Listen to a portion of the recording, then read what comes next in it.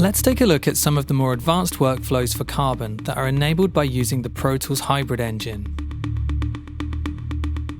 One of the great benefits of recording with DSP accelerated hardware is that you can track through plugins, and there are two approaches that you could take. If you put a plugin onto the audio track that you are recording onto, you can monitor that plugin during the recording process. This way, you are not committed to that processing as it's running live, giving you the flexibility to tweak the settings after you've finished or even try some different plugins. The second approach is to print the plugin as you record, emulating an analog recording workflow. To do this, simply bring your mic input from Carbon into Pro Tools on an aux input rather than an audio track, and then route the aux input to the audio track. Now put the plugin that you want to print onto the aux input.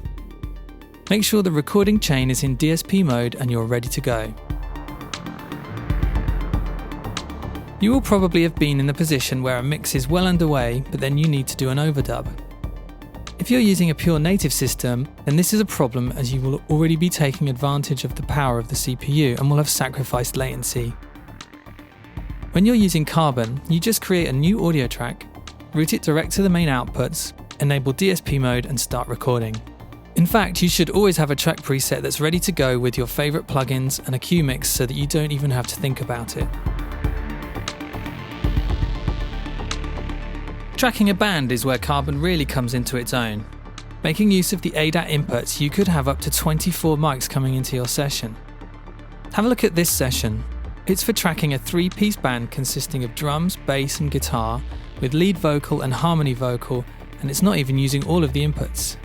3 cue mixes have been created by putting pre-fader sends on each recording track and routing those to headphone outputs 2, 3 and 4, leaving 1 for the engineer.